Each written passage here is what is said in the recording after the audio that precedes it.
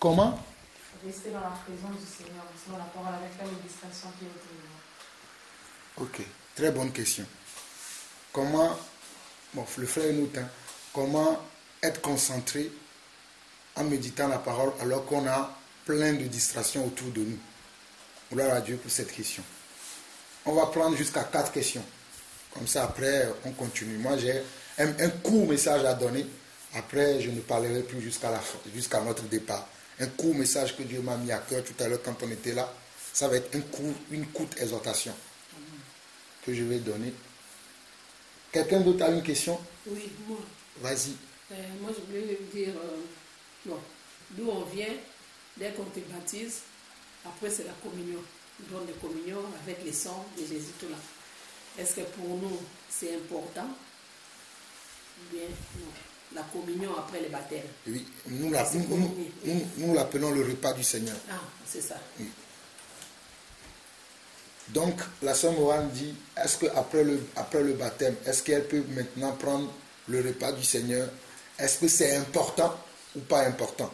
Voilà sa question. Très bonne question, ma sœur. Que Dieu te bénisse. Une autre question encore?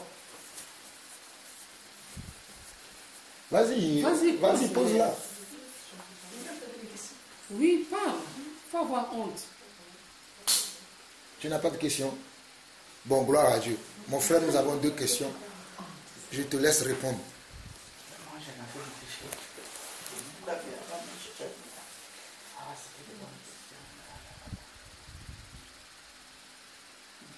Non, tu veux rajouter une question là-dessus? En fait, je ne sais pas si c'est quelque chose à voir avec ça, mais j'ai un ami qui est au moins en fait. Moi, je le connais par une amie. Maintenant, je me suis dit que, parce qu'il dit que oui, je suis né comme ça, est-ce que c'est réellement comme ça ou pas? Je n'ai pas compris la question.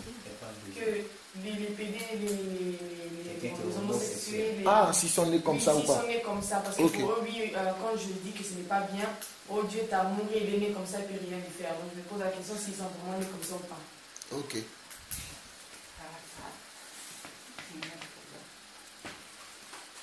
C'est bon, il y a encore une autre question. Moi, jamais, mais c'est pas.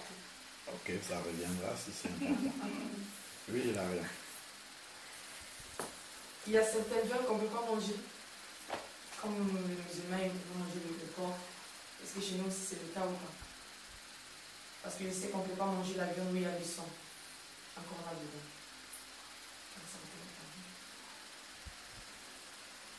Non, je trouve que c'est pas mal.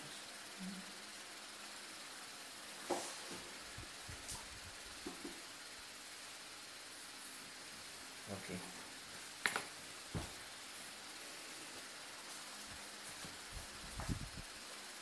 Bon, il y a 4 questions. La première question, c'est comment rester concentré en méditant la parole de Dieu avec plein de distractions autour de soi?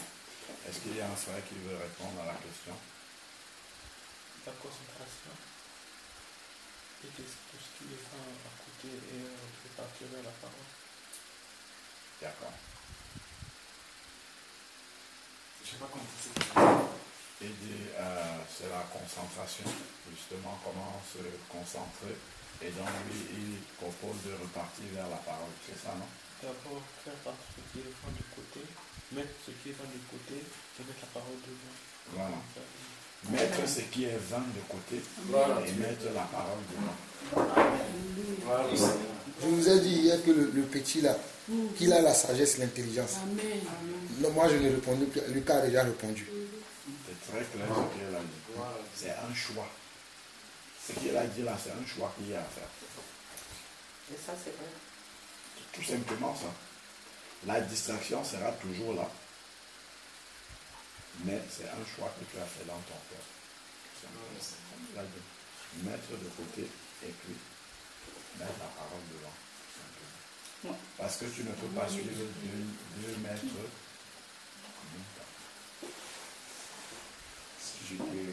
Moi, je voulais. On a dit au frère, c'est le frère qui parle. C'est que la sœur doit comprendre une chose, c'est que dans la vie, il y a des priorités. Même quand tu vas à l'école, quand tu vas au travail, tu sais déjà tu connais ton planning, tu sais ce que tu dois faire de telle heure à telle heure jusqu'à ce que tu finisses ta journée. Donc il y a des priorités. Et si tu mets en avant tes priorités qui sont la méditation, la concentration dans la parole de Dieu, les distractions ne seront qu'un vent qui va passer. C'est vrai que le diable fait tout pour nous amener à toutes les belles choses qui sont là aujourd'hui de ce monde-là, pour pouvoir mieux nous distraire. Mais, comme le frère vient de le dire, et comme je suis en train de le dire, il y a cette priorité-là. Moi, ma priorité aujourd'hui, même les frères le savent. Avant, le dimanche, on pouvait se retrouver chez un des frères pour passer la journée entre familles, tout ça. Mais aujourd'hui, ils savent que ma priorité le dimanche, c'est d'être au cœur avec ma famille. Amen. Donc, personne ne peut m'appeler pour un autre programme le dimanche. Et j'ai fait de ça une prière pour moi, que Dieu me fortifie à avoir cette priorité-là du dimanche à lui le servir. C'est tout. Donc, c'est vrai, les distractions sont là. Si tu fais de ta priorité la parole de Dieu, rien ne pourra. Toutes ces distractions-là passeront sans même que tu te rendes compte qu'il y a eu telle distraction qui est là. Amen. Amen. Ça, si je peux ajouter quelque chose, il faut savoir que ce n'est pas seulement la jeunesse qui est dans le monde. Le monde, il y a les bébés dans le monde, il y a les jeunes qui sont dans le monde, il y a les personnes âgées qui sont dans le monde, il y a les adultes qui sont dans le monde. Le monde n'est pas la propriété de la jeunesse. C'est vrai que le monde est composé de beaucoup de jeunes. Et c'est pour ça qu'il est aussi la cible privilégiée, peut-être, je ne dirais pas privilégiée, parce que le Satan, il n'est pas une personne. Mais si le Seigneur appelle vraiment la jeunesse à se tourner vers lui, c'est une grâce déjà, ma soeur, parce que quand tu rencontres le Seigneur, cela t'évite énormément de dégâts dans ta vie. Tu peux avoir un copain, tomber enceinte, aller avorter, faire des avortements à n'en plus arrêter. Le moment où tu vas te marier, tu te retrouves avec ton mari, tu n'arrives plus à coucher. Tu vas commencer à pleurer tous ces avortements que tu as faits. Tu viendras maintenant dire, Seigneur, aie pitié de moi, voilà, je n'arrive plus à accoucher dans mon ménage, voilà, mon mari, il a besoin des enfants, mais tu oublies que le Seigneur t'a donné tous les enfants possibles, mais tu as gâché tout cela pendant ta jeunesse. Il y a beaucoup de choses que tu peux éviter. Le Seigneur Jésus même avait dit, Père, je te prie de ne pas les ôter du monde. Donc lorsque nous sommes dans le monde, regardons un peu Jean chapitre 17.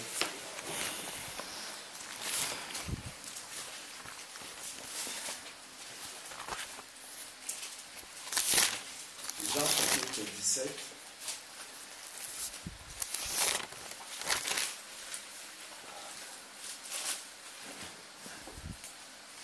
À partir du verset 13, ou verset 12 même. Lorsque j'étais avec eux dans le monde, je les gardais en ton nom. Je les gardais en ton nom.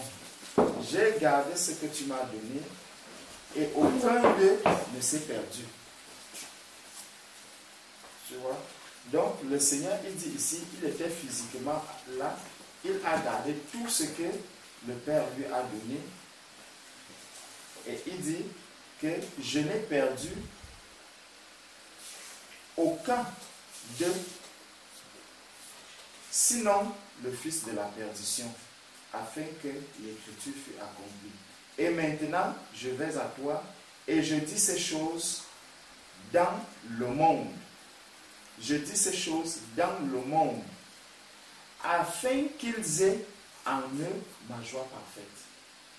Donc, lorsque tu es un enfant de Dieu, étant dans ce monde, tu dois avoir la joie parfaite. Amen. La joie parfaite. Le Seigneur est venu te séparer. C'est pour ça qu'il dit dans Colossiens, regarde, il y a quelque chose, peut-être que tu ne réalises pas encore, mais il y a quelque chose qui s'est passé dans ta vie spirituellement. Et ça, il faut accepter cela, ma soeur. Accepter cela. Prends Colossiens chapitre 1. Colossiens chapitre 1, du verset 12 au verset 13.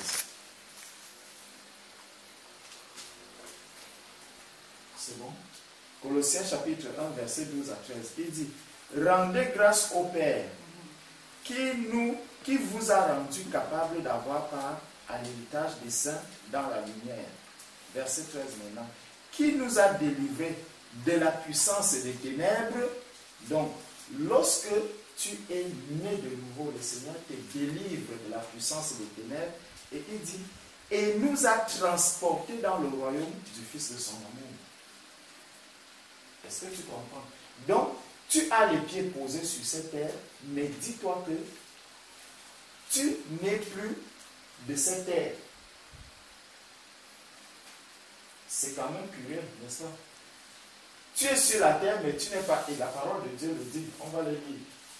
Tu es sur la terre, mais tu n'es pas de la terre. C'est que tu marches, tu respires comme tous les hommes, tu fais le travail. Quand Jésus-Christ était sur la terre, Jésus-Christ était un homme comme toi et moi. Tu vois, Jésus-Christ était un homme et marchant sur la terre, tu ne vois pas Jésus-Christ influencé peut-être par toutes les richesses qu'il y avait sur la terre. Il y avait des riches sur la terre. Hein? Mais la parole de Dieu nous dit que Jésus-Christ n'avait même pas quelque chose pour attirer les regards. Pourtant, c'est la parole qui dit qu'il a créé toutes ces choses. Mais la richesse que tu as, la beauté que tu as, les plaisirs qui sont les tiens maintenant, ce n'est plus les plaisirs de la terre. Est-ce que tu comprends? C'est les plaisirs du ciel. C'est les plaisirs de ton royaume dans lequel tu as, du royaume dans lequel tu appartiens aujourd'hui. Il faut vraiment reconsidérer. C'est comme si, par exemple, tu as enregistré beaucoup de choses dans un disque dur. Tu vois, ta mémoire est un disque dur et tout et tout. Lorsque tu mets de nouveau, tu sélectionnes toutes ces choses-là, tu appuies sur le bouton supprimer. Tac. Quand ça supprime, ça ne quitte pas une fois. Tu vois, qu'est-ce que ça fait? Ça fait tac, tac, tac, tac, tac, tac, tac, tac, tac, tac, tac, tac. Et après tout s'en va. Tu comprends un peu? Donc, lorsque tu nais de nouveau, comprends aussi que tu dois supprimer tout ce que tu avais avant. Tu te réassois, tu te réorganises, tu dis, bon, j'avais des amis qui étaient sur la terre. Jésus étant sur la terre, il est né dans la famille de Joseph, Marie et de tous ses frères. Quand Jésus commençait à faire son ministère, à un moment donné, Jésus parlait des choses de son royaume et on vient lui dire, ta mère est dehors, tes frères te cherchent. Il dit, mais qui est ma mère? Qui sont mes frères? Il dit, c'est celui qui fait la volonté de mon Père, celui qui est ma mère, c'est eux qui sont mes frères. Tu vois un peu? Donc il est dans ce monde, mais il est dans son royaume à lui. Il sait faire la part des choses. Comme mon frère Lucas a dit tout à l'heure que c'est une sélection que toi-même tu dois faire en ce moment. Tu as reçu l'Esprit du Seigneur. Le Saint-Esprit est en toi. Il te permet maintenant de sélectionner toutes ces choses. Tu comprends? Quand tu vas regarder les vidéos, par exemple, demande-toi, est-ce que cette vidéo que je regarde, est-ce qu'elle me rapproche du Seigneur ou est-ce qu'elle m'éloigne du Seigneur? Qu'est-ce qu'elle m'apporte de bon? Spirituellement, non pas dans ma chair. Parce que tu vas voir les jeunes de ton âge qui vont danser les musiques rap et tout, et tout, et tout, et tout. Tu dis, ah, ils sont à la mode, moi aussi je vais être à la mode. Ma soeur, ta mode, c'est ici. C'est Sarah qui est ton modèle maintenant. Est-ce que tu comprends? Ne considère pas que Sarah est Dieu. c'est le modèle, c'est ce que Jésus dit. Le Seigneur dit que voilà le modèle de toutes les femmes. Tu te considères aujourd'hui, comme le frère disait, comme l'épouse de Jésus-Christ. Pourtant, aujourd'hui, tu n'es pas marié dans la chair. Tu vois? Mais donc, comprends que spirituellement, tu es déjà un époux qui est là et qui t'attend. Mais sur la terre, tu n'es pas marié. Voilà un peu comment les choses spirituelles doivent se présenter à nous qui sommes enfants de Dieu étant sur cette terre. Donc, quand quelqu'un même va te dire, bon, comme ma soeur disait hier, tu commences déjà à avancer en âge, mais tu n'es pas encore marié. Comprends directement dans le langage de cette personne qu'en fait, il ne te parle pas un langage spirituel. Vous n'êtes pas dans le même monde. Donc, la seule chose que tu as à lui dire, vraiment, ma soeur ou mon frère, excuse-moi, mais j'ai l'époux le plus fidèle. Amen. Je suis marié.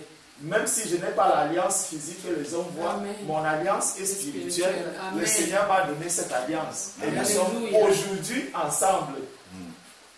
Donc, tous ceux qui sont sur la terre, enfants de Dieu, sont mariés d'office.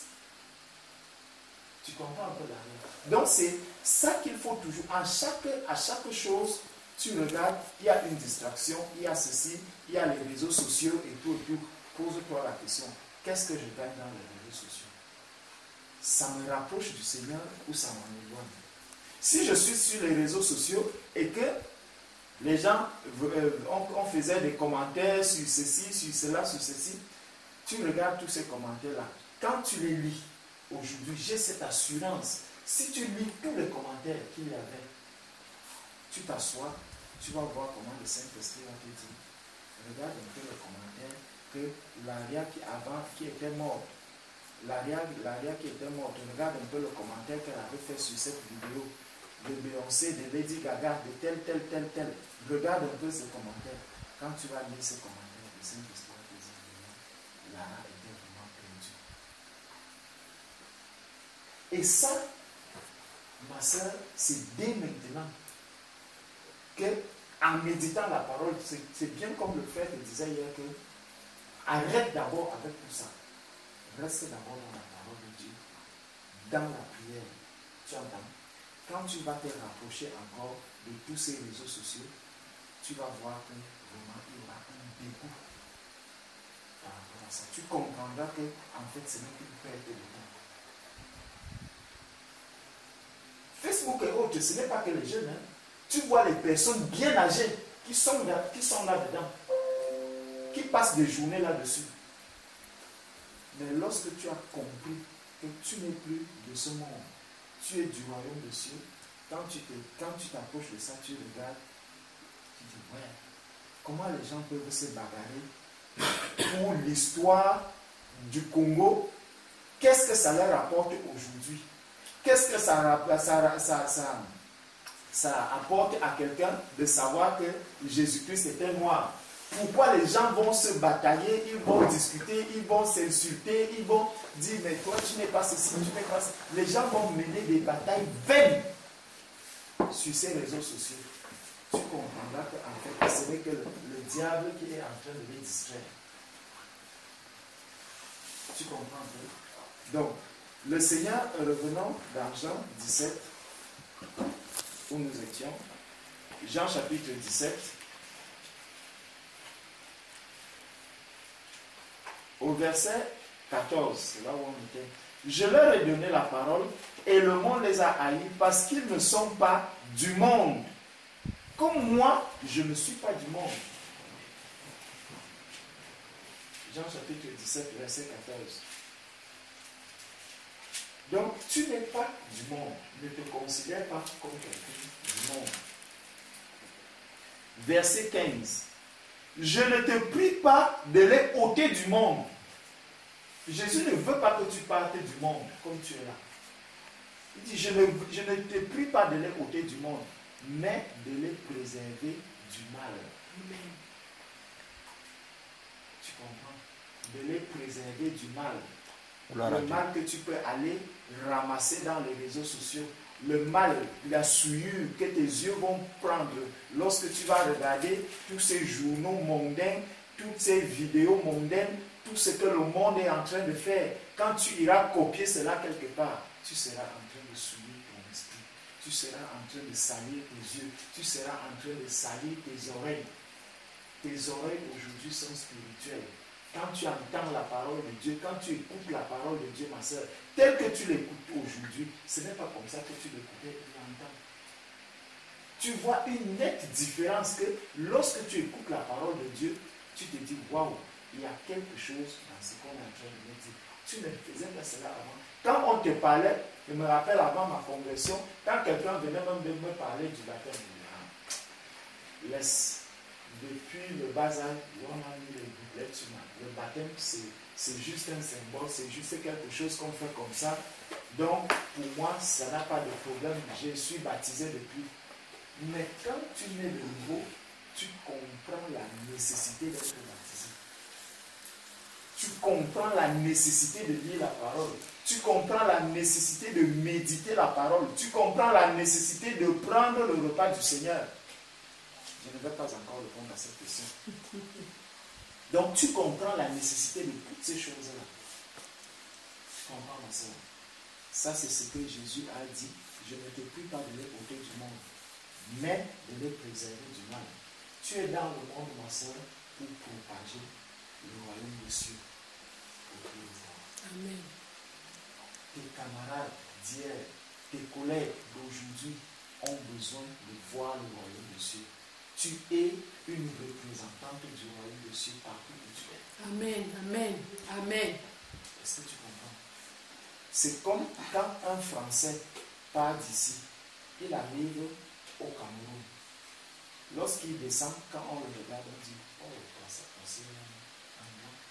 Quand il va se comporter là, il ne va pas vivre comme le commun des Camerounais. Tu vois, il se comporte, tu comprends qu'il y a une différence entre lui et ceux qui sont sur place. Il a une culture à lui.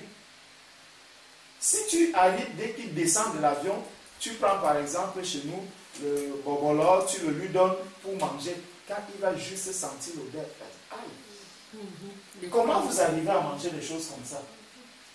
Ce n'est pas de son monde. Pourtant, moi, quand tu me l'apportes, je dis, waouh, vraiment, tu m'as aimé, je t'embrasse. Je commence à le manger. Tu vois, c'est parce que dès ce moment, quand je suis entré dans le monde, on a commencé à me présenter ça. Donc pour moi, c'est bon. Aujourd'hui, dis-toi que le royaume dans lequel tu appartiens a aussi des choses qui sont bonnes. C'est ça qu'il faut chercher. Qu'est-ce qui est bon dans mon royaume qui peut m'aider à avancer? Les frères ont parlé de la priorité. Il faut sélectionner, ma soeur. Sélectionne maintenant tout ce que tu avais, même les SMS que tu envoyais, tu passais du temps sur le téléphone. Ce n'est pas mauvais d'avoir un téléphone. Mais si tu passes toute ta nuit, vous parlez de quoi? Tu vois, ça c'est la distraction. Quand une chrétienne va te voir en train de faire ça, elle va demander, tu es vraiment mis de niveau? Parce qu'on regarde ton téléphone, on voit les mêmes messages que le téléphone d'une fille qui n'a jamais connu le Seigneur. Tu vois, il y a un problème. Si tu regardes dans mon téléphone, tu vas voir les versets bibliques que je cherche, les enseignements que je suis en train de chercher, les partages que je fais avec des personnes. Les forums, c'est les forums, tu vas voir Église, tu vas voir Église Île-de-France, tu vas voir Mission, tu vas voir... C'est plein. La parole de Dieu. Mais ça, c'est à ça que Jésus s'appelle. Est-ce que tu comprends? C'est une bonne question que tu as posée. Et cette question est importante lorsque tu commences la marche avec le Seigneur. Mais n'aie pas peur parce que tu as reçu l'Esprit qui te permet de faire toutes ces choses et d'obéir vraiment à Dieu comme cela se doit. Amen. Amen. Laria, moi je veux te dire que lorsque nous allons publier la vidéo, parce que la vidéo elle fait 20 minutes. Depuis hier, j'essayais de le... si je le suis, j'aurais pu le faire avec ton portable, mon frère. Là. J'aurais pu le reconvertir à MP4 dans une petite portion et pouvoir le publier, mais bon, c'est pas grave. Je vais le faire quand je vais rentrer, je vais vous l'envoyer. Vous toutes qui êtes baptisées, parce que pour certains, il y a eu des paroles de prophétie qui sont sorties, auxquelles il faut prêter attention, surtout toi. Je me rappelle que le Seigneur disait que tu es un instrument qu'il a choisi pour influencer la jeunesse. Il n'a pas dit que plutôt tu es un instrument que j'ai choisi, que la jeunesse va influencer. Mais c'est plutôt qu'il doit aller influencer la jeunesse. Et je vous assure, mon frère Thierry et maman Morane, vous avez un grand travail à faire avec cette fille-là. Pour réussir cette mission, elle a besoin de vous en tant que modèle. Pour réussir cette mission, elle a besoin de vous en tant que des enseignants, ceux qui vont l'encadrer. Si tu n'écoutais pas avant tes parents, maintenant il faut les écouter. Si maman te dit non pour quelque chose, ne commence pas à discuter avec maman. Maman, pourquoi tu dis non? Vous les enfants de l'Europe. Moi, à mon époque, mon père ne pouvait pas me dire quelque chose, je lui ai dit non. Mais ici, on vous a appris la liberté de parler. Donc ton père te dit non, tu commences à discuter avec lui. Ta mère te dit non, tu commences à discuter avec lui. Moi, je n'ai pas eu cette éducation-là. Je dis souvent ça à mes enfants, je dis vous êtes heureux, mais je suis très dur. Moi, tout le monde me connaît, hein, que Jean-Paul il est dur. Je traite durement mes enfants. On te fait à manger le riz, tu dis tu ne veux pas manger le riz, tu vas te coucher.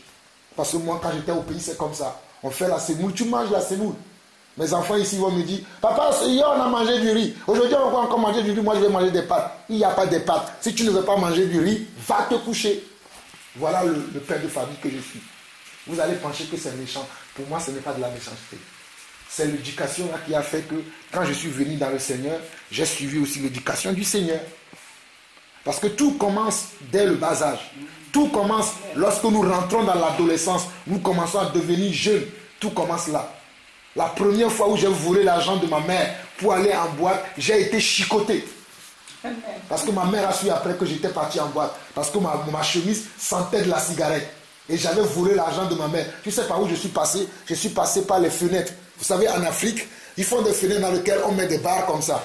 J'étais tellement malin que je me suis glissé en passant par les trous de la fenêtre pour aller dans la chambre de ma mère et aller voler l'argent dans son porte-monnaie.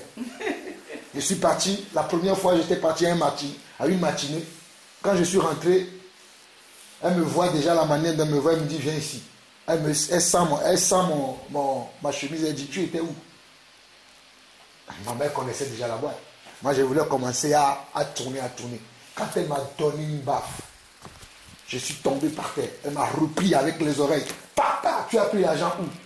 Ben, j'ai dit j'ai pris dans ta chambre. Elle m'a tapé encore. Ce soir-là, je n'avais pas mangé.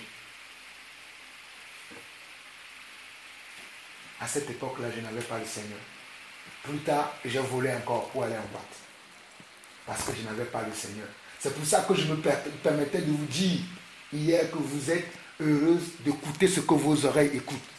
J'aurais bien aimé avoir quelqu'un à l'époque-là de me parler du Seigneur. Parce qu'on était des catholiques à ce moment-là. Mais vous êtes heureuse d'apprendre ce que vous attendez là. C'est pour ça que vous ne devez pas vous comporter comme vos amis du monde qui font ces choses, parce que vous êtes des enfants de Dieu. Et un enfant de Dieu marche comme Dieu. Penses-tu que si Dieu serait sur la terre, il va faire ce que les jeunes font sur les réseaux sociaux? Non. Il va aller là où il pourra être utile, là où il pourra enseigner quelque chose aux gens. Mais il ne va pas aller pour que les autres lui enseignent et qu'il se dit, ah, je ne sais plus qui suivre. Est-ce que je vais faire comme... Non. Donc, mon frère Thierry, maman Morane, vous avez un grand travail à faire avec Laria. Voilà là où moi je finis. Elle-même, elle a un travail à faire, mais elle a besoin aussi de vous, qui êtes ses parents. Vous devez l'aider dans ce travail-là. Parce qu'elle a un travail à faire dans le corps du Christ. Amen. Je sais que tu aimes chanter. Est-ce que j'ai menti? Voilà. Tu vas chanter pour le Seigneur, mais tu ne vas pas chanter comme les vidéos que tu regardais hier. Tu vois, tes chansons vont être ointes. Si tu peux comprendre ce que Dieu veut faire avec toi, je ne veux pas dire maintenant. Parce que moi, ce que j'ai vu que Dieu veut faire avec toi, si je te dis, tu auras peur. Mais si tu suis Dieu, les choses vont se faire petit à petit. Tu vas chanter simplement, les gens vont être guéris. Vous ne savez pas la puissance qu'il y a dans la louange. C'est pour ça qu'il ne faut pas écouter les choses que vous écoutiez hier. La louange, simplement, tu vas chanter, les gens vont être guéris, les démons vont courir. Parce que toi, tu as simplement chanté. Amen. Parce que ta chanson, elle est ointe. Amen. Ta voix, elle vient du Seigneur. Alléluia. Pas la voix des gens, on fait les voix comme s'ils étaient d'Américains. Ils chantent le gospel. Le gospel n'existe pas dans la Bible. C'est la louange, la célébration, les cantiques qui existent dans la Bible. Mais le gospel n'existe pas. Parce que même les païens chantent du gospel. Moi, j'en ai fini. Que Dieu te bénisse. Non, je crois qu'on a fait le tour de la première question. On va passer à la deuxième question sur l'importance ou non du repas du Seigneur. Donc, je vais lire un verset par rapport à ça. On prend Actes chapitre 2 à partir du verset 37. Acte 2 à partir du verset 37. Qui nous donne des instructions sur le chemin de la conversion et les premiers pas. Et même la suite des pas de celui qui vient et qui naît de nouveau en Christ. Dans Acte 2, 37, on avait déjà partagé dessus vendredi, donc je ne vais plus insister sur la partie qu'on avait partagée. Donc après avoir entendu cela, ils eurent le cœur vivement touché et il dit à Pierre et aux autres apôtres, frères, que ferons-nous donc pour être sauvés? Pierre va dire, repentez-vous et que chacun de vous soit baptisé au nom de Jésus-Christ pour le pardon de vos péchés et vous recevrez le don du Saint-Esprit. Car la promesse est pour vous, pour vos enfants et pour tous ceux qui sont au loin, en aussi grand nombre que le Seigneur les appellera. Et par beaucoup de paroles, il rendait témoignage et les exhortait à faire quoi? Est-ce que Larry a pu lire la fin? Nous sommes au verset 40. La promesse est pour vous, pour vos enfants et pour tous ceux qui sont loin, en aussi grand nombre que le Seigneur notre Dieu le appellera. Et par plusieurs autres paroles, il les conjurait et les exhortait, disant, savez-vous de cette génération sauvez-vous de cette génération perverse. Ça s'adresse à toi. Ah.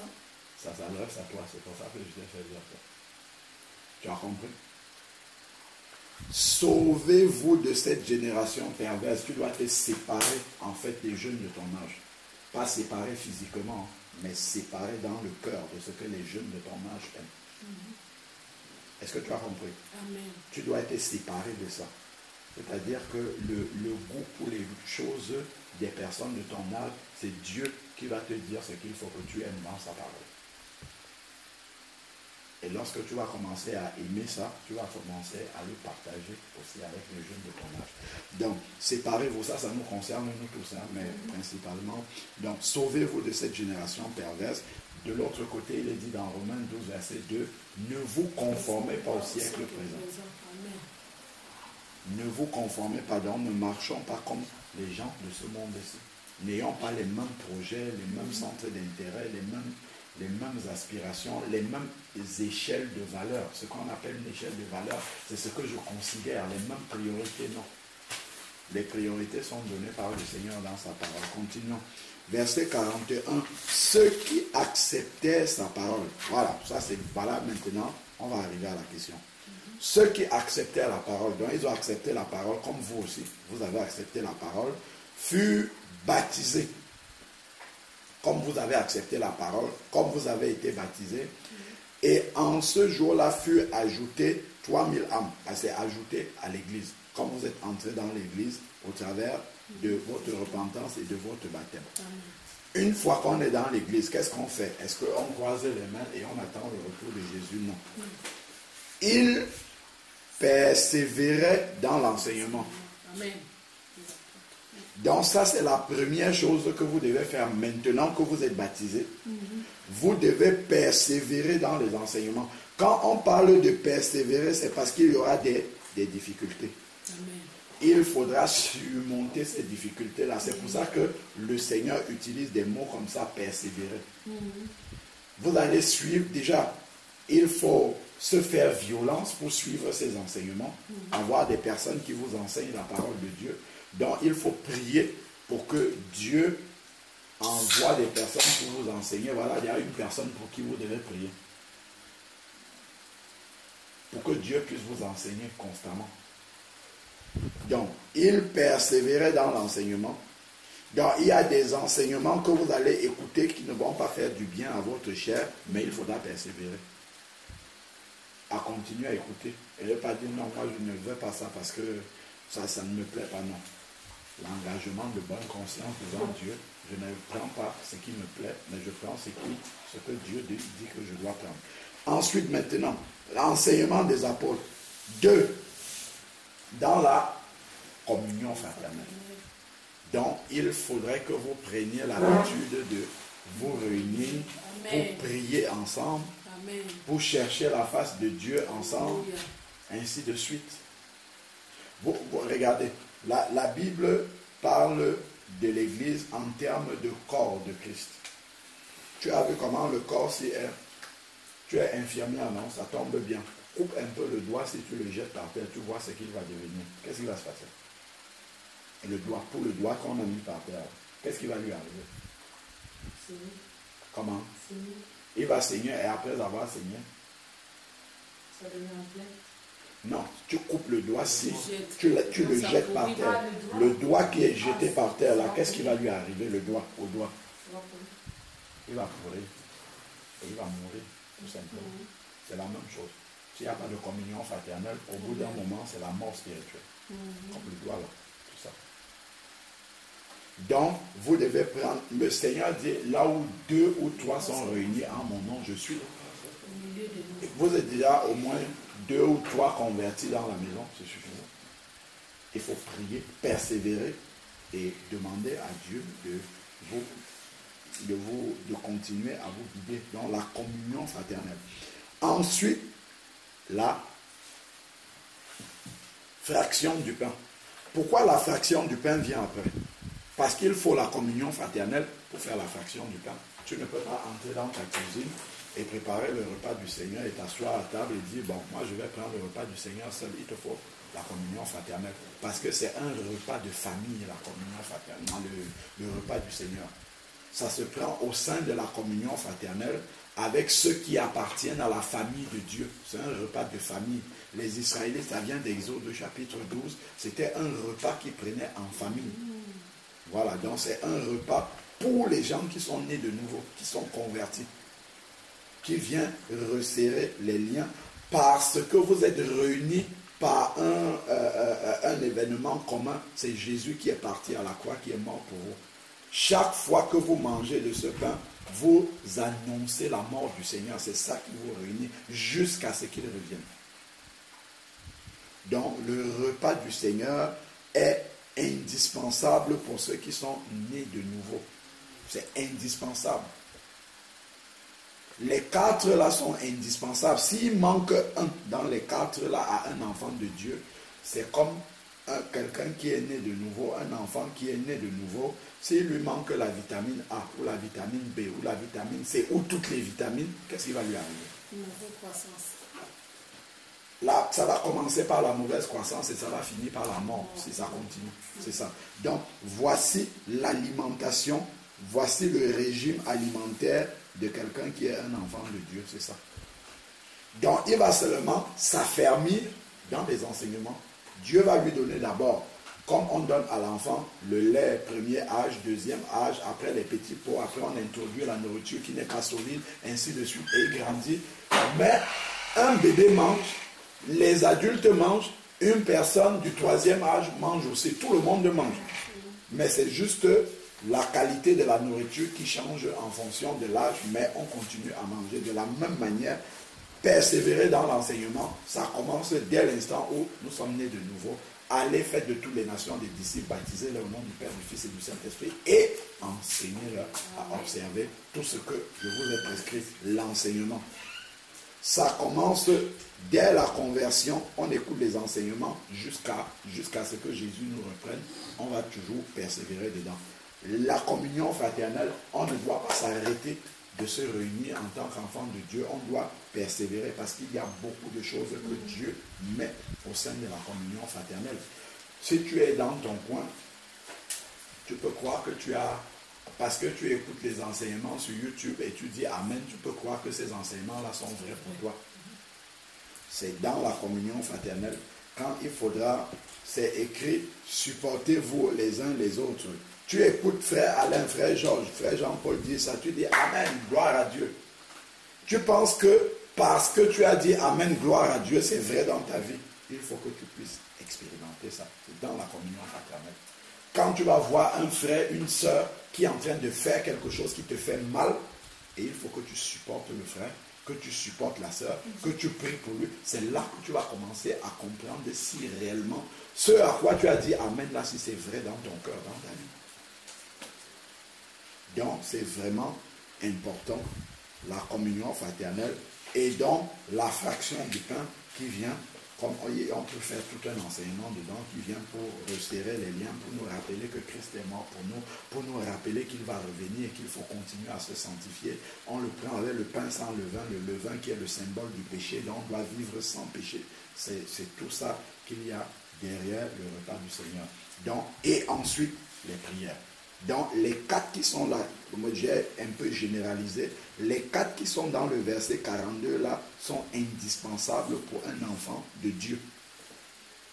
C'est un peu comme si, dans l'alimentation d'un enfant, on vient, on sélectionne, on dit vitamine A, il n'en a pas besoin, vitamine B, il n'en a pas besoin, non. Il a besoin de toutes les vitamines là pour grandir normalement, s'épanouir et puis croître.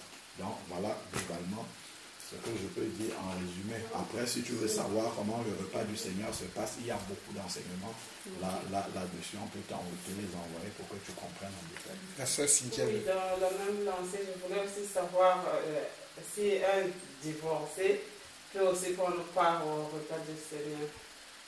Si un divorcé peut prendre part au repas du Seigneur. Bon. Ce qu'il faut savoir, on va le lire directement dans 1 Jean chapitre 1 verset 9. Après on va lire dans Ésaïe chapitre 1 verset 18. 1 Jean chapitre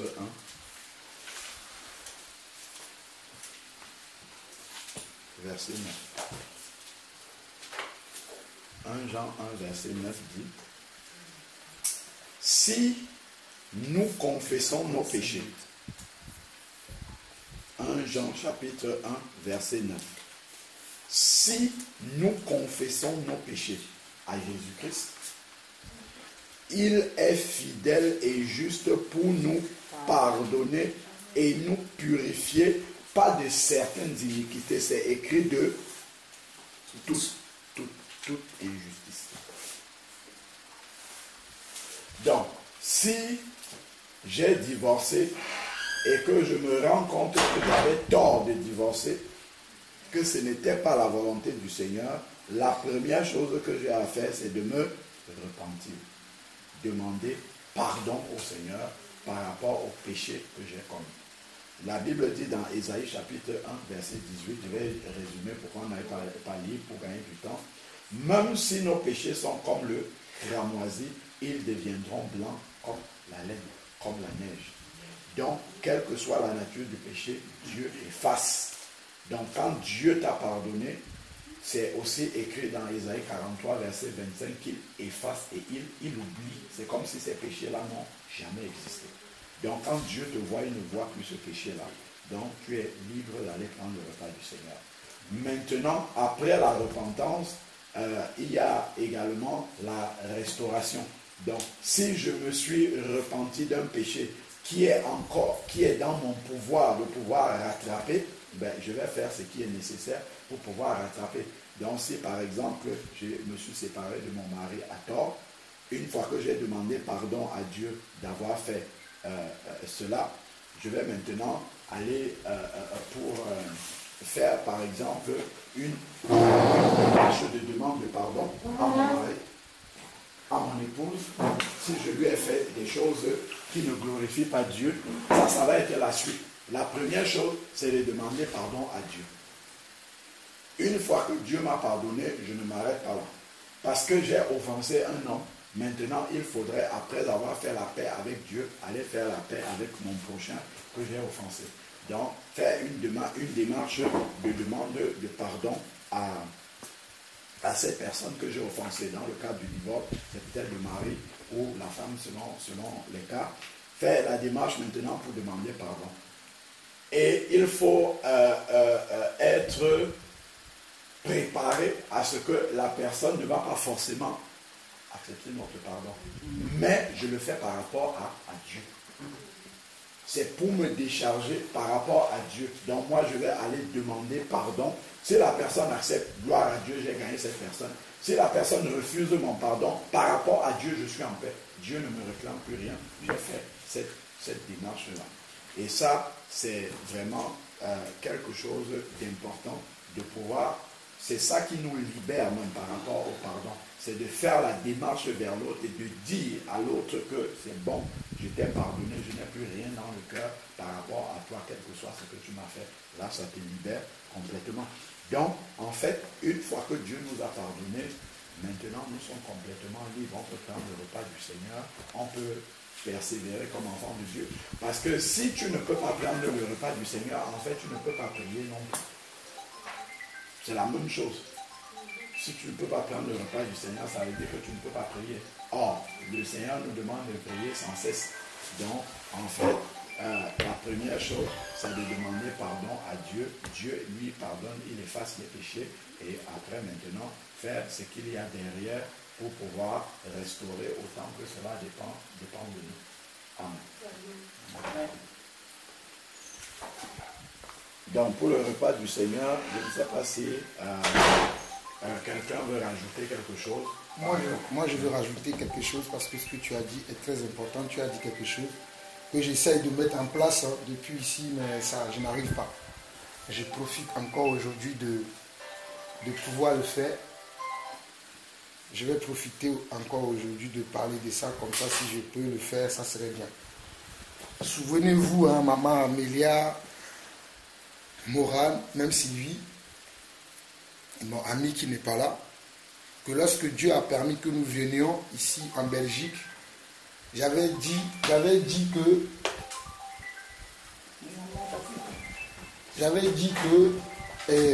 vous puissiez vous réunir,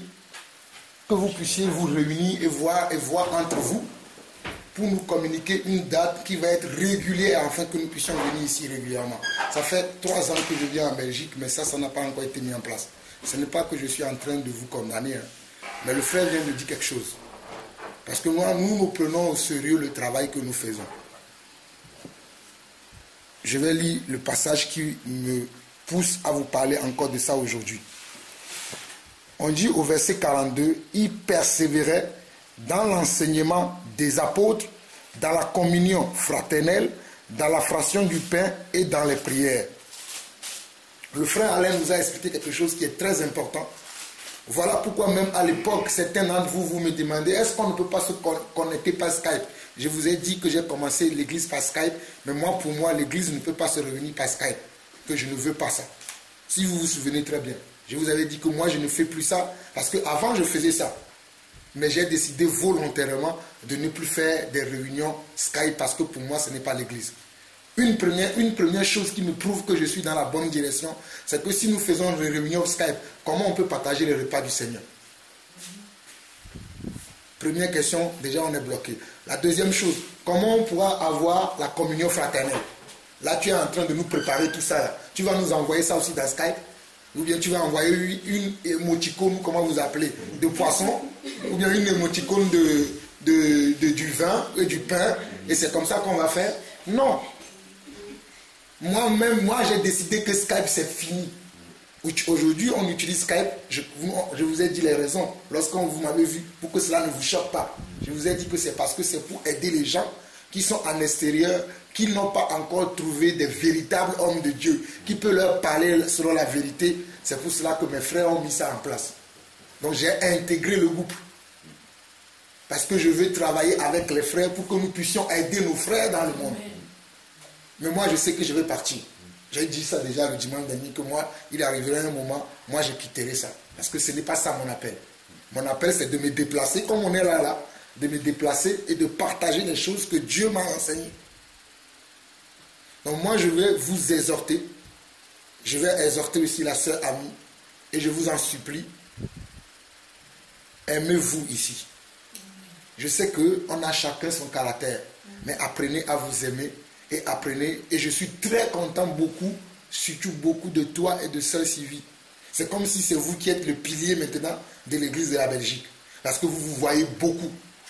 Continuez à vous voir, continuez à prier, mettez cela en prière afin que Dieu puisse vous envoyer peut-être un autre serviteur qui peut-être vit déjà en Belgique, ou bien que le frère Chéri prenne ses responsabilités, ou bien vous-même vous trouvez une date, comme je vous ai dit.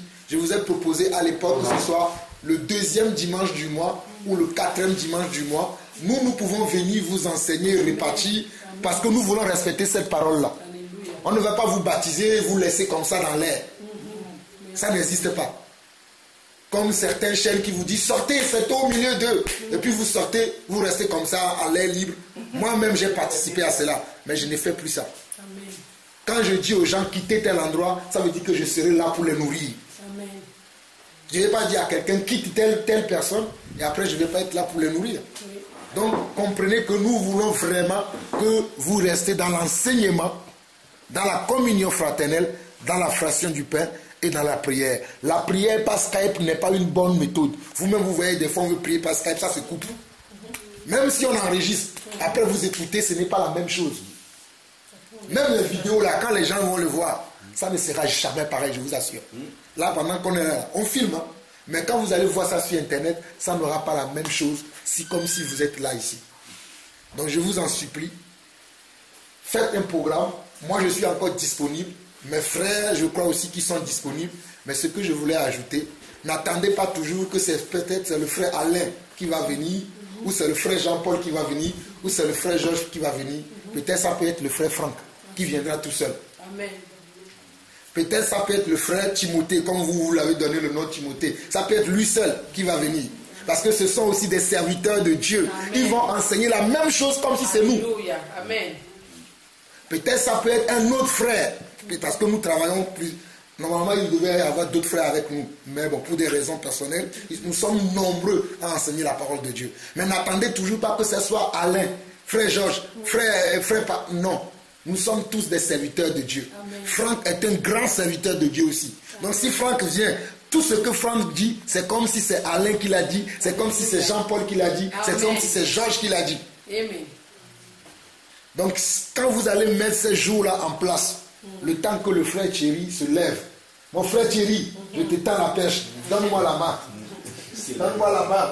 Voilà, le temps que le frère Thierry prenne ses responsabilités, nous n'allons pas vous abandonner comme ça. Amen. Mais nous vous demandons simplement de nous donner le jour qui est bon pour vous. Ça peut être 2 fois même dans le mois. Hein. On ne vous demande rien. Amen. Même le transport, nous-mêmes nous allons nous en charger. Alléluia. Dieu nous a bénis. Amen.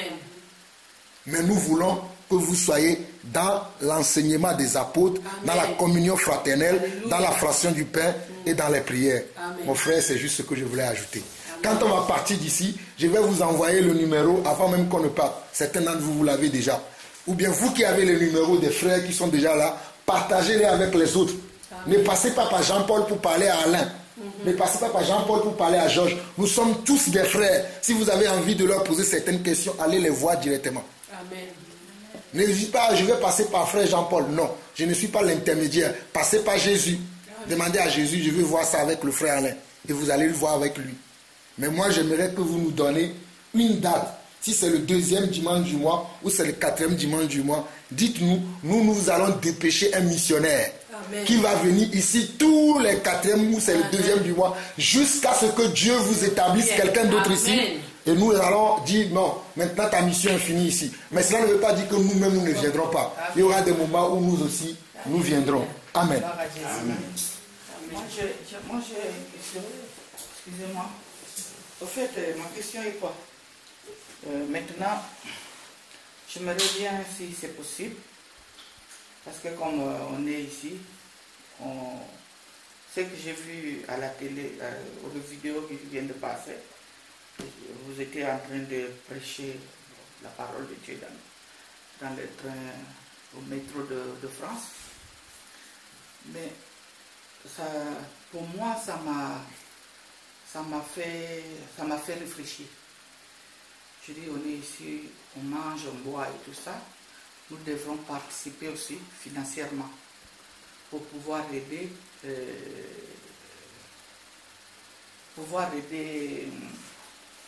que l'évangile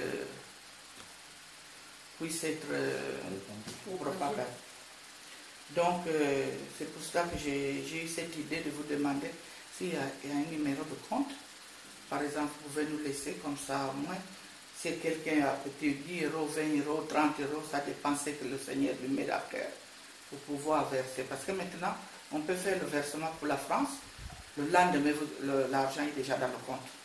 Au lieu de faire, par exemple, il y en a, par exemple, nous on peut attendre, par exemple, vous partez au Maroc, exemple, je donne, ou vous partez en Afrique. Mais il faut qu'on vous appelle. Ah, écoute, je voulais envoyer quelque chose et tout ça. Donc, il faut aller à Esther Union pour envoyer. Donc, il y a des frais aussi, 7 euros, je ne sais pas combien, quand tu dois payer pour envoyer peut-être 20 euros, 30 euros, 50 euros. Ça fait trop. Donc, si nous avons le compte, je pense que on va quand même être là pour pouvoir aider. Par exemple, là où nous avons eu des Bibles, c'est de l'argent qui a été mis. Il y a des gens qui ont mis la main dans la pâte pour pouvoir faire cette œuvre. Donc nous aussi, on voulait bien quand même participer à cela. Amen. Maman, que Dieu te bénisse. Nous avons beaucoup de frères, beaucoup de sœurs qui croient à ce que nous faisons. Ils nous soutiennent. Donc si vous aussi vous voulez le faire, vous avez à votre gauche là-bas le frère Georges, il pourra vous donner son RIB. Je pourrais aussi vous donner mon RIB. Mon RIB, la sœur Morane l'a déjà. La sœur Ami aussi a mon RIB. La sœur Morane me soutient. Déjà, elle le fait quand elle peut. Donc si vous voulez nous soutenir, comme je l'ai dit, il y a le frère Georges, il y a moi-même aussi mon RIB. Et ce que je peux vous demander aussi, comme on a dit aussi qu'il y aura quelqu'un maintenant qui va venir tous les mois parce que nous vous avons baptisé, nous ne voulons pas vous laisser. Je vais prendre un passage. Comme ça, on va être méthodique. 1 Corinthiens chapitre 16. Mais cela n'empêche pas que vous pouvez faire des virements. Si c'est ça que vous voulez faire, vous pouvez le faire. Mais moi, je voulais vous enseigner quelque chose dans 1 Corinthiens chapitre 16, le verset 1 et le verset 2 qui dit ceci. Pour ce qui concerne la collecte en faveur des saints, agissez vous aussi comme je l'ai ordonné aux églises de la Galatie. Donc l'apôtre Paul a ordonné certaines choses à certaines églises pour la collecte. Parce que, gloire à Dieu, même les Bibles là que nous avons achetées, ce n'est pas la collecte que nous recevons des fois. Donc, il dit ici au verset 2, que chacun de vous, le premier jour de la semaine, mette à part chez lui ce qu'il pourra, selon sa prospérité ou selon ses moyens, afin qu'on n'attende pas mon arrivée pour recueillir les dons. Afin qu'on n'attende pas mon arrivée pour recueillir les dons. Si vous voulez soutenir l'Église, vous voulez soutenir l'œuvre de Dieu que nous faisons, n'attendez pas forcément notre arrivée. Mais si vous voulez, vous pouvez mettre à part ce que vous voulez. Comme ça, le missionnaire qui va venir, vous lui donnerez que voilà ce que l'Église de la Belgique donne pour soutenir l'œuvre de Dieu. Voilà ce que je peux dire. Mais comme je l'ai dit, cela n'empêche pas que vous puissiez faire des dons volontaires. Nous ne demandons ni la dîme, nous ne faisons jamais ni des offrandes, mais nous demandons toujours des offrandes volontaires pour ceux qui le veulent, parce que nous ne sommes pas dans la poche des gens. Nous voulons respecter les apôtres. Quand les apôtres ont commencé l'œuvre de Dieu, quand les gens venaient déposer l'argent aux pieds des apôtres, ils n'allaient pas construire des temples. Ils n'allaient pas acheter des choses que nous voyons aujourd'hui. Nous, quand nous recevons ces dons-là, la majorité des temps, ce que nous faisons avec, c'est ça. Nous achetons des Bibles, des traités, ou peut-être nous aidons les frères et les sœurs qui sont dans le besoin dans l'église. Et croyez-moi, il y en a beaucoup de gens que nous pouvons aider. Et ça nous arrive même d'aider les gens qui sont à l'extérieur. Moi, là, je ne peux pas vous mentir, je vais aller à Lomé, là, j'ai besoin de au moins 300 Bibles. Parce que selon la personne chez qui je vais, Il m'a dit c'est comment on doit faire les choses, le nombre de Bibles qu'on doit distribuer. Il m'a dit combien ça coûte les Bibles aussi. J'ai besoin de moins 300 Bibles. J'ai parlé avec les frères qui sont proches de moi. Je parle de frère Patrick, le frère Pierre-Yves, la sœur Hertha. C'est des gens qui me soutiennent beaucoup. Parce que c'est avec eux que je fais plus l'œuvre que je fais. C'est vrai que je travaille aussi avec le frère Alain, le frère Georges. Nous sommes tous ensemble. Mais ceux qui me supportent le plus, ceux que j'ai formés, que je peux dire, ce sont les disciples que j'ai formés, c'est ceux dont je viens d'énumérer les noms. C'est eux, ou il y a d'autres personnes aussi de l'étranger qui me soutiennent beaucoup. Je leur ai partagé ça. Et j'ai dit, si vous voulez me soutenir, soutenez-moi pour que je puisse faire ça. Je ne leur impose pas, toi tu dois donner 100 €, toi tu dois donner 10 €. J'ai dit, chez chacun donne selon son cœur. Si c'est que 5 € que j'ai pu collecter, moi-même je complète. C'est toujours ce que je fais. Nous avons même un prospectus que nous avons écrit, qui est les 4 chemins. Je crois que je vous avais donné ça une fois. Que le frère Pierre-Yves, je l'ai aidé, c'est lui qui l'a commencé. Après, je l'ai aidé à finaliser. Même ce prospectus-là, des fois, nous commandons 500 exemplaires pour le distribuer. Quand le Seigneur me met à cœur de sortir, je leur dis, mes frères, je vais commencer à sortir. Mais voici ce que je veux faire. Je veux commander les prospectus. Que chacun mette la main à la pâte. Et en fonction de ce que j'ai, c'est en fonction de ce que j'ai que je fais les commandes. Je ne leur impose pas, bon, on doit imprimer 1000 exemplaires. Je dis, si c'est que 50 € qu'on a, je vais commander, si c'est que 30 prospectus que j'aurai les 30 prospectus. Mais c'est de cette manière-là que moi je marche. Et je pense que c'est la même manière que le frère Alain aussi marche. Et je pense qu'à l'avenir, je le dis devant lui, il ne sait même pas au courant, parce que j'ai une réunion que je vais faire avec eux, on va avoir un compte commun. C'est-à-dire même les dons que je reçois, eux ne sont pas au courant, on va le mettre ensemble parce que nous travaillons ensemble. Parce que j'ai une réunion que je vais faire avec les frères, on parlera de ça. Parce que la manière dont Dieu veut qu'on travaille pour lui maintenant, il faut qu'on soit conjoint à tout ce qu'on fait.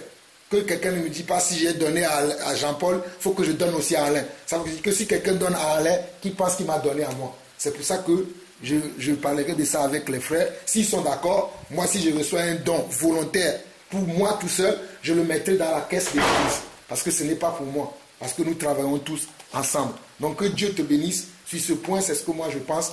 Mais peut-être si les frères aussi ont d'autres choses à apporter, je les laisse parler.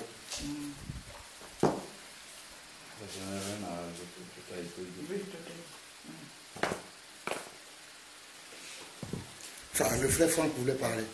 Moi aussi, j'ai quelque chose à ajouter. Je reviens un peu sur un flashback de ce qu'on avait eu en début quand les frères, on s'était rejoints ensemble pour commencer à partager la parole de Dieu avec le frère Georges. Et il y a eu vraiment la question centrale de ce jour-là, si le frère Alain se rappelle bien, c'était les questions des dîmes et d'offrandes. Parce que ça, c'est ce qui nous avait amené même avec le frère Dachel dans l'assemblée où on était de partir de là. Parce qu'à un moment donné, moi je ne ressentais plus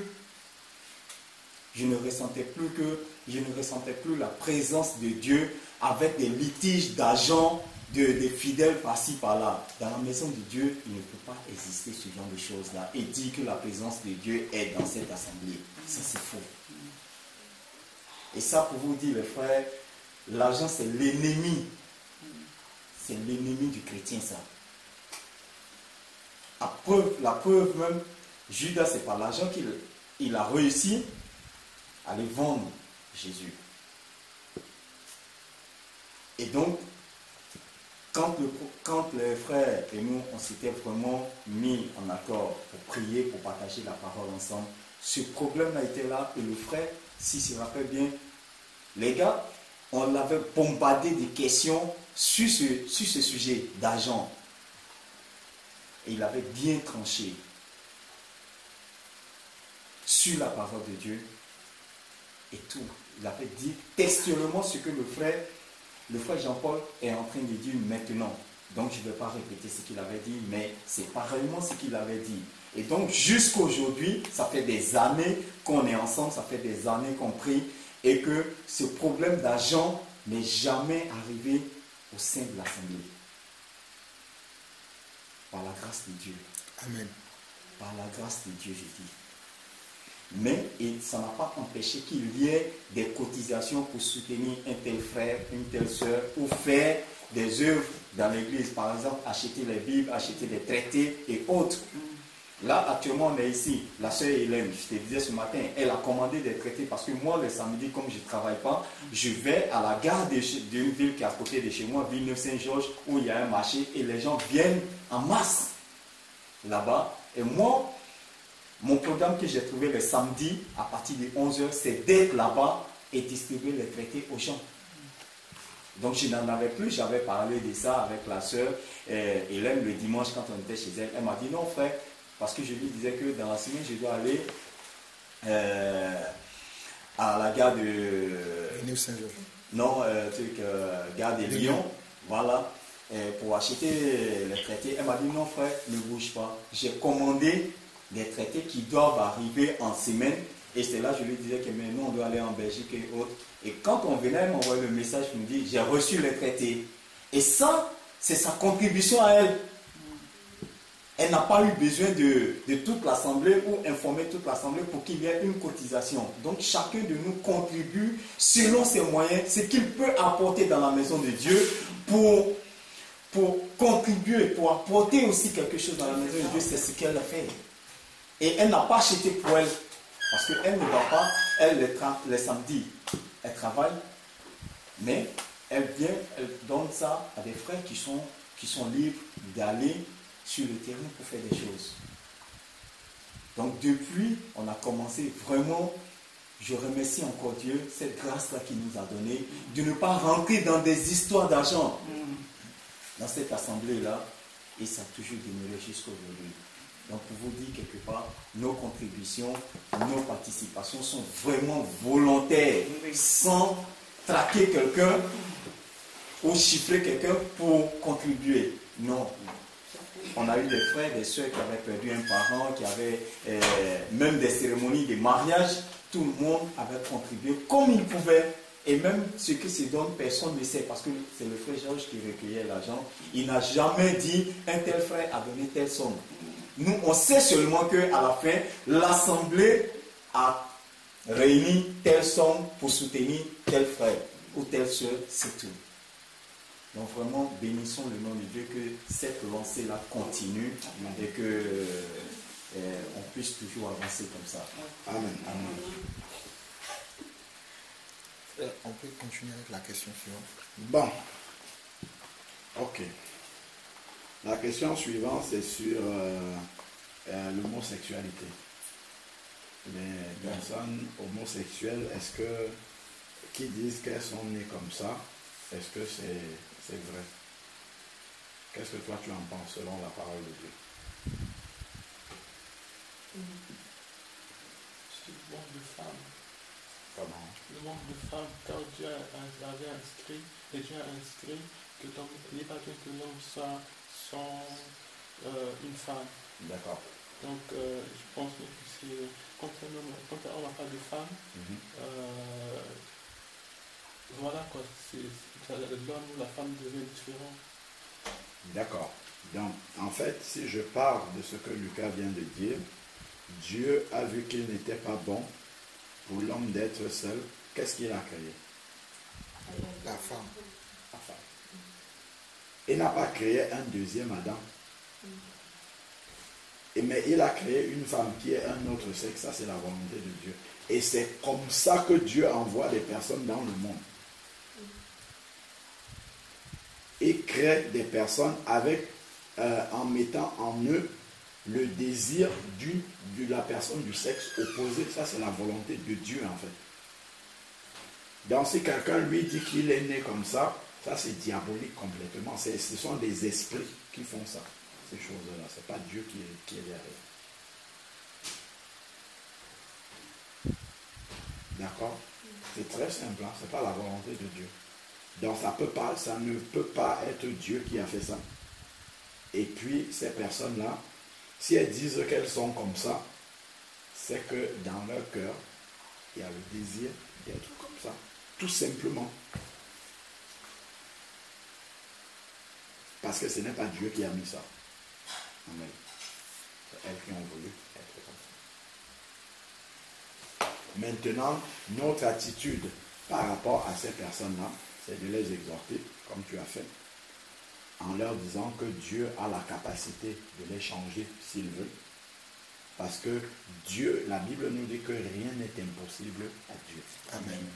Rien n'est impossible. Il faut juste qu'ils donnent leur volonté, leur accord à Dieu. Moi, je connais un frère, plusieurs même, qui était homosexuel. Un frère il était dans le même collège que nous, il est devenu homosexuel, tout ça.